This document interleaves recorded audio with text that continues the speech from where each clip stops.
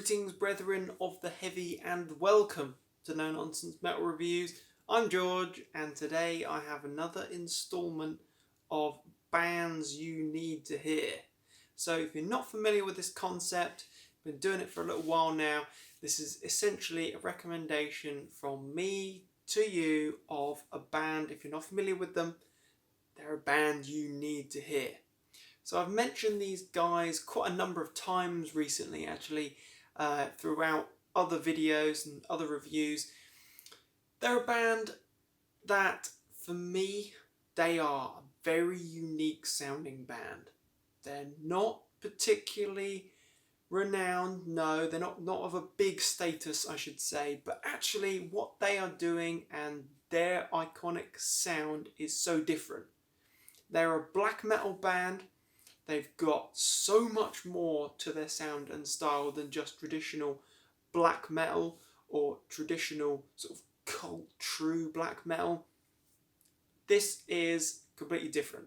It's very much rooted in a spiritual, atmospheric style. It's very deep. It's very meaningful stuff. It's very powerful and emotive music. If you're not familiar with Winterfylleth, then you're missing out, because these guys, in my opinion, are really leading the way with modern black metal. They have quite a number of albums to their name so far. One of them is a complete curveball. It is an acoustic album. All these different pieces based around sort of spirituality, history, folklore, lots of different very interesting themes, but these guys really do have something different going on. So I'll take you through some of the albums that I do have, just to give you a bit of an idea what we're talking about here. I don't know how this has happened along the way, but I appear to have two different copies of the Mercian Sphere. A fantastic album, but I do not remember how and or why I've ended up with two different versions, certainly one that's still sealed. But this is a great album. We've got some great, very raw, very, very different black metal. It's very, shall we say, uncomplicated in its composition. However, it is very deep. It's very emotive stuff. Although we haven't got loads of synths and keys and all these different crazy signatures going on, we've got lots of choir additions there.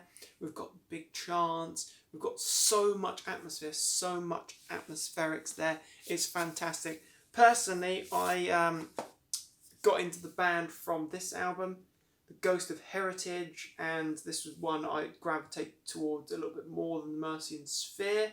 But the Mercian Sphere is a great album. This album I love. It's, you know, not just the music itself, but the iconography is fantastic there. Certainly with that cover of Peveril Castle in the Peak District. It's great. It's fantastic. And it accompanies, the artwork really does accompany the music. It's raw, it's bleak, but it's enchanting black metal. And we get some great tracks on this album. We've got Mamtor, The Shivering Mountain. We've got Forging the Iron of England, The Ghost of Heritage, Defending the Realm, Casting the Runes. We've got some great tracks here. This is a good album to start with, I would say. But they don't have a bad album. Winterfylleth do not have a bad album. They do not have a subpar album. Even the acoustic album, which I shamefully don't actually have a copy of, is a really different, very interesting piece. I think the albums that really stand out for me are The Threnody of Triumph, which for some unknown reason I thought I did have a copy of, but I can't find it, so maybe I don't. But that is a fantastic album. But if I couldn't show you that one, I would say this album, this absolute marvel. This one is called The Dark Hereafter, and this is an absolutely superb album. I love this album. It's quite different to their other albums, although there isn't a huge amount of variation and variety between albums. It's very much the same style. This album is just magnificent. You've got a great cover there of an Ulva track, Led Astray in the Forest Dark, which is a translated version of their track.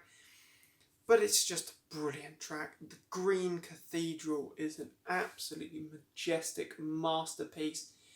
Elsewhere, you've got the Dark Hereafter and Ensigns of Victory. They are black metal, raw, rough, just chilling, cold stuff. Absolutely would definitely satisfy the tastes and needs of a black metal traditionalist, but this is just so much different, so much more than what a lot of the bands are trying to recycle these days in the black metal world.